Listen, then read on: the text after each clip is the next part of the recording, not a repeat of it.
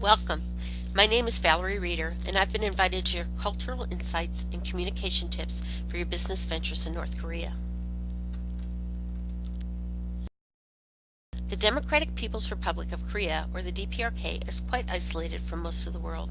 Their culture is extremely collectivist and secretive. Looking at their religion, North Koreans previously practiced Buddhism, Confucianism, Shamanism, Christianity, and Chandogyo. These virtually have been replaced by Juche, the political ideology created by North Korea's founder, Kim Il-sung. While there are still some Buddhist temples and churches in North Korea, most were confiscated after the Korean War for other uses. Those which remain are reputed to be mere window dressing, providing the illusion of religious freedom. The ancient Buddhist temple pictured here was reconstructed in 1990 and now serves as a museum. Those North Koreans who practice Christianity do so in secrecy. North Korea's last ruler, Kim Jong-il, persecuted Christians. Some were publicly executed and others were sentenced to concentration camps. Juche is the ideology of national self-reliance. It was created by Kim Il-sung in the late 1950s to diminish Soviet and Chinese influences and to reinforce Kim Il-sung's place as the source of North Korea's political life. It is often referred to by Westerners as a cult of personality. Kim Il-sung and his son, Kim Jong-il, are now venerated and worshipped in North Korea even after their deaths. Their pictures are found hanging almost everywhere in North Korea. Part of the wedding day ritual is to bow and place flowers in front of Kim Il-sung's statue, seen in this photograph. North Korea is a collectivist culture. Its citizens define their identity and self-worth as members of their society.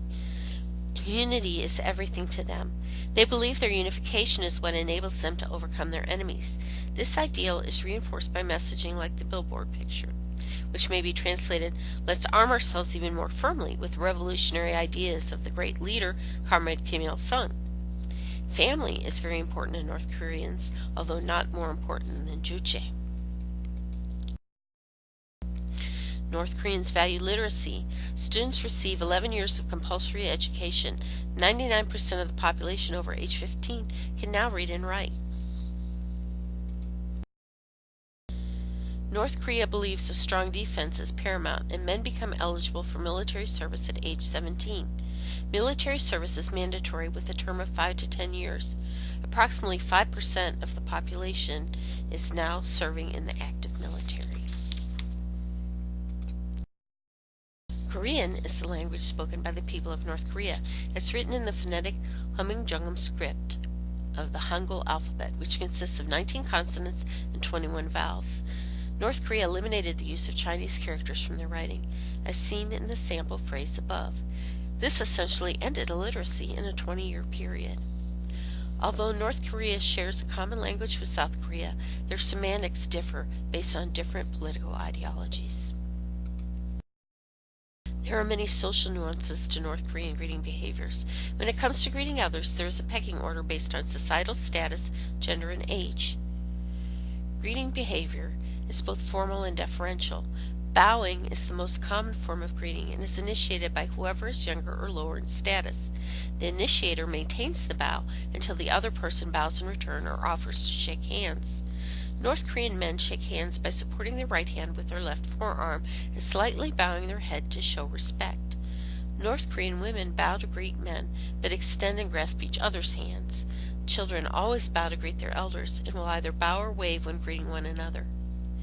Peace be upon you is the common greeting, but the formality used varies based upon who is being greeted. Annyeong haseyo is the common greeting. Annyeong hashimnika is used to greet superiors, and annyeong is used to greet children. The greeting conversation also indicates social rank. A superior will ask about the subordinate person's spouse and children, while the subordinate will ask about the other person's health and appearance. Men typically wear dark business suits with solid ties in an office setting. Women wear dresses. North Koreans pride themselves on maintaining a tidy appearance from head to toe. Men are encouraged to wear their hair between 1 and 5 centimeters in length and to have their hair trimmed every 15 days. They believe that maintaining properly trimmed hair and a neat appearance will make it more difficult for foreigners to infiltrate their society. Because their society is so secretive, I'm unable to advise you about the North Koreans' orientation to time. Their culture is quite regimented, so we may be able to assume they are punctual. However, national holidays take precedence over everything else, including work. They are sometimes prone to electrical blackouts, which may also affect your meetings there. Set all appointments before going to North Korea, probably a month. Spontaneous visits may be considered disrespectful, so avoid those. Do not touch the North Koreans after shaking hands, and only shake hands if they extend their hands to you. Aside from greeting, North Koreans do not touch one another in public unless they are friends, and then they will not touch the opposite sex. Maintain good posture during your meetings. Slouching or relaxing your posture will insult your hosts.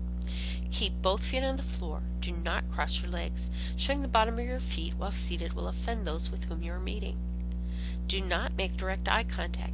Only superiors make direct eye contact, and it would be presumptuous to do so at this point.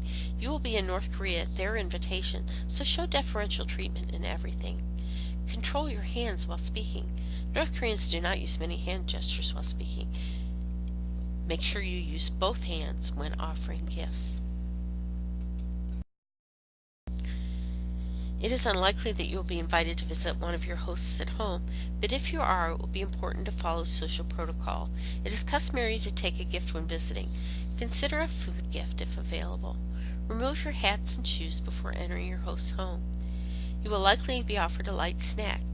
Do not eat it with your hands. Use a spoon for soup and chopsticks for any other type of food. It is disrespectful to eat with your fingers. Slurping, however, is acceptable. Demonstrate respect for your host and their country at all times.